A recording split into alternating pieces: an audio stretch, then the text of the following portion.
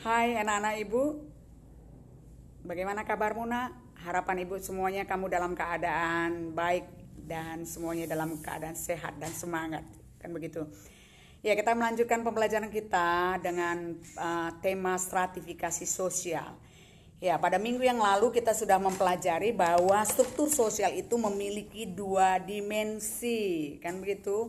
Dimensi yang pertama dia itu gambarannya secara horizontal.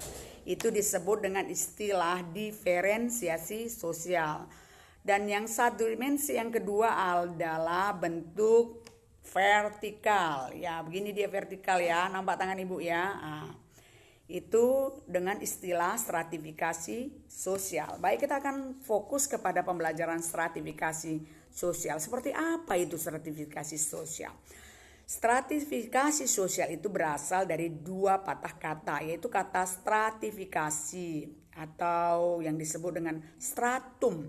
Itu adalah tingkatan atau lapisan. Iya, begini dia tingkatannya.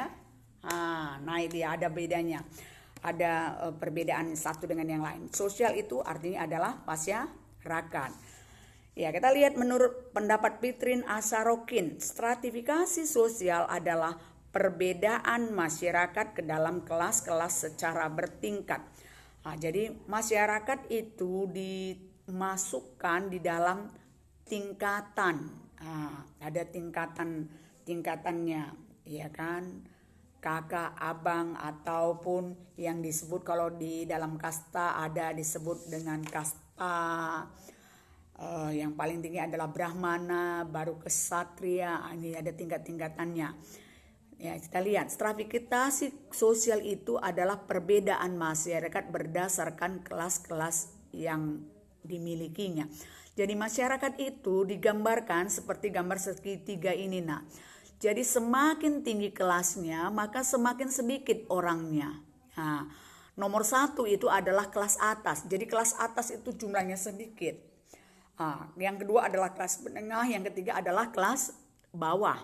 Jadi kelas bawah itu lebih banyak dia. Jadi selalu kalau orang berbicara tentang stratifikasi maka di dalam pikiran kita akan melihat tentang apa? Tingkatan dan lapisan. Iya, ada 4 dasar penentu daripada stratifikasi sosial.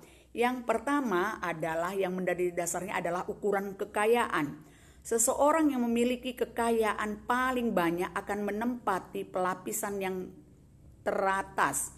Jadi kekayaan dapat dilihat dari bentuk misalnya kepemilikan mobilnya, rumahnya, cara berpakaiannya, jenis bahan pakaiannya, kebiasaannya belanja di mana ya, kan gitu. Yang kedua dasarnya adalah kekuasaan. Ukuran kekuasaan seseorang yang memiliki kekuasaan atau yang mempunyai wewenang terbesar akan menempati pelapisan yang tertinggi dalam pelapisan sosial dalam masyarakat yang bersangkutan. Iya, itu kamu lihat kan. Ada itu punya kekuasaannya, dia anggota dewan, dia itu tentara, sedangkan ada yang hanya pemulung dan petani. Tentunya dia punya strata lebih tinggi ya, yang tentara. Yang kedua dasarnya adalah stratifikasi itu adalah ukuran kehormatan. Orang yang dihormati dan disegani akan mendapatkan tempat pelapisan yang tinggi yang biasanya terdapat pada masyarakat tradisional. Misalnya orang tua yang dianggap berjasa dalam masyarakat, dia itu ya, disebut dengan mempunyai kekuasaan tertinggi. Tidak, ukurannya bukanlah soal kekayaan dan kekuasaan. Ya. Kita lihat seperti orang aktivis di agama, kalau seperti di gereja, seorang sintua, pertua itu dia punya kedudukan, atau seorang yang bernama di depannya itu ada nama hajah atau haji, itu dia punya nilai kehormatan. Yang keempat adalah ukurannya adalah pendidikan. Ilmu pengetahuan digunakan sebagai salah satu atau dasar pembentukan pelapisan sosial. Kenapa ilmu pengetahuan itu dengan orang berpendidikan punya gelar ya kesarjanaan ini memiliki lapisan yang lebih tinggi. Jadi seperti kamu pun anak-anak ibu harapkan kamu pendidikan itu amat penting karena itu adalah salah satu elevator daripada terjadinya mobilisasi sosial. Ya, kita melihat ada dua unsur yang terdapat di stratifikasi sosial. Yang pertama itu adalah status. Nah, status itu apa? Itu adalah posisi kedudukan seseorang di dalam masyarakat. Nah, jadi itu kita kemarin waktu kelas 1 udah belajar. Ada 3 cara untuk mendapatkan status. Yang pertama ASIVET, kedua ASRIBET, ketiga ASINET, ya kan?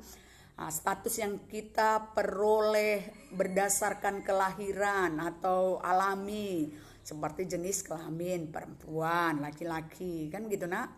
Ya, kelas 11, kelas 12 ya itu status. Ya, itu dia seorang kepala sekolah. Dan yang kedua unsurnya adalah peran. Itu adalah tingkah laku yang diharapkan sesuai dengan status yang dimiliki.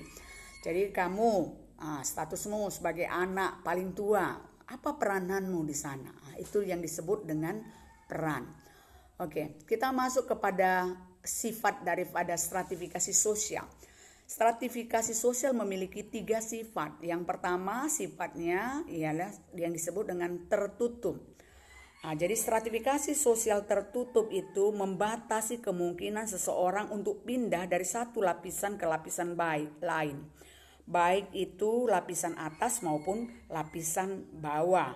Jadi contoh pelapisan dalam masyarakat ini terdapat pada masyarakat berkasta. Berikutnya pada masyarakat yang memiliki sistem feodal. Jadi dia itu menggunakan kriteria ras. Jadi itu sulit sekali. Makanya kamu lihat tuh gambarnya nak seperti lingkaran kan, seperti cincin. Itu dia. Nanti kalau ditunjukkan gambar seperti ini, kamu terus bilang bahwa itu adalah stratifikasi tertutup. Ya. Kita melihat ada yang kedua, stratifikasi terbuka. Itu kamu lihat kan seperti balok-balok batu bata dia.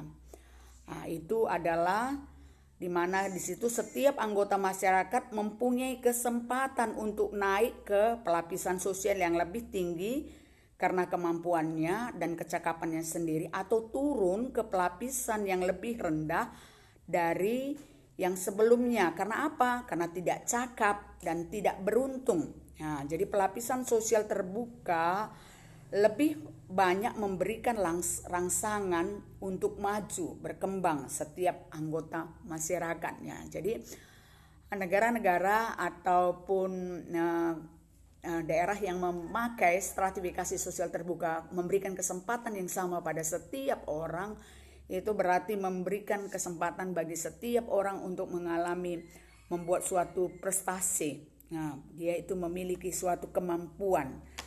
Karena apa? Jadi perolehnya harus dengan kerja keras. Yang ketiga adalah disebut dengan stratifikasi sosial campuran, yaitu gabungan daripada stratifikasi sosial terbuka dan tertutup.